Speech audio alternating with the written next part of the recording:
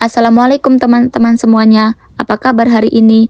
Semoga tetap semangat dan diberi kesehatan baik jasmani maupun rohani. Hari ini kita bakal ngobrolin topik yang sering banget kita dengar, tapi kadang tidak kita sadari, yaitu penyakit hati.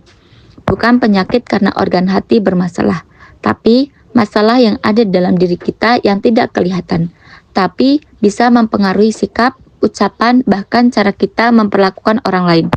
Dalam Islam, mengajarkan bahwa menjaga hati itu sama pentingnya dengan menjaga tubuh. Yuk kita bahas 3 jenis penyakit hati yang sering terjadi dalam kehidupan sehari-hari. Kita mulai dari yang pertama. Yang pertama yaitu munafik atau nifak. Munafik adalah menyembunyikan sesuatu di dalam hatinya karena tak ingin memberitahu kebenarannya. Perkataannya terdengar baik, tapi tidak sesuai dengan apa yang ada dalam hatinya dan perbuatannya. Contohnya, ada orang yang berkata dirinya beriman, tapi menyepelekan perintah Allah, atau bahkan mengolok-olok syariat. Ini termasuk salah satu bentuk kemunafikan. Dalam Al-Quran, Allah menyebutkan bahwa orang munafik akan mendapatkan siksaan yang sangat berat. Bahkan, tempat mereka di akhirat disebut sebagai tempat paling buruk. Rasulullah SAW menjelaskan ada 3 tanda orang munafik. Yang pertama, jika berbicara, ia berdusta. Yang kedua, jika berjanji, ia mengingkari. Yang ketiga, jika diberi amanah, ia berkhianat. Nah, kalau kita pernah melakukan salah satu dari itu, bukan berarti kita langsung disebut munafik. Tapi itu adalah tanda bahaya yang harus kita waspadai. Saat kita sadar, maka saat itulah kita mulai memperbaiki diri. Jaga lisan, jaga janji, dan jaga kepercayaan. Bagian 2, keras hati. Sifat hati terbagi menjadi 3, yaitu hati yang sehat, yang mana imannya kuat dan konsisten. Hati yang sakit, yang dimana orang itu beribadah, namun masih disertai maksiat. Dan hati yang mati, yaitu mengeras dan membatu karena banyaknya maksiat. Kondisi ini biasa terjadi. Kondisi ini bisa terjadi kalau kita terlalu sering meninggalkan ibadah, terlalu melakukan banyak dosa dan jarang mengingat Allah.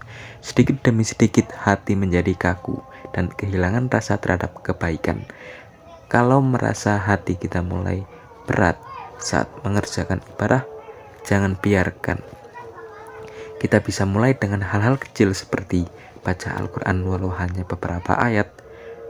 Coba sholat malam walaupun sebentar, kurangi kebiasaan buruk yang membuat hati lalai, dan meminta pertolongan Allah agar hati kita dilembutkan. Kuncinya adalah konsisten dan bersungguh-sungguh.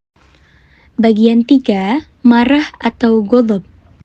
Marah itu perasaan yang wajar. Semua orang pasti pernah marah. Tapi, kalau tidak dikendalikan, marah bisa menyebabkan kerusakan. Banyak perselisihan, perkelahian, bahkan permusuhan yang terjadi karena marah yang tidak ditahan. Marah yang dibiarkan bisa membuat seseorang kehilangan kendali, berkata kasar, menyakiti, bahkan melakukan kekerasan. Rasulullah SAW pernah bersabda bahwa orang kuat itu bukan yang menang dalam perkelahian, tapi yang bisa menahan amarahnya. Allah memuji orang-orang yang bisa menahan marah. Dalam surah Ali Imran ayat 134 disebutkan bahwa orang bertakwa adalah orang yang menahan amarahnya, memaafkan kesalahan orang lain, dan berbuat baik. Lalu, bagaimana caranya menahan marah? Saat emosi mulai naik, jangan langsung bicara. Kalau sedang berdiri, cobalah duduk. Kalau sedang duduk, bisa berbaring. Ambil wudhu, ucapkan istighfar, dan tarik napas dalam-dalam. Tinggalkan situasi yang memancing emosi kalau perlu. Latihan menahan amarah adalah bagian dari akhlak yang baik, dan itu akan terasa manfaatnya bukan hanya untuk orang lain, tapi juga untuk diri kita sendiri.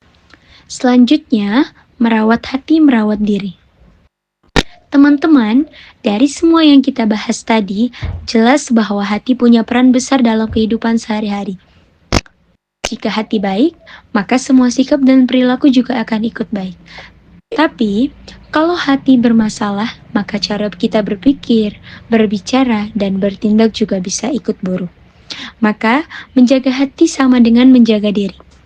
Mari kita jaga hati kita dari sifat munafik, dari kerasnya hati, dan dari amarah yang tidak terkendali. Semua itu butuh proses, tapi dimulai dari kemauan untuk memperbaiki.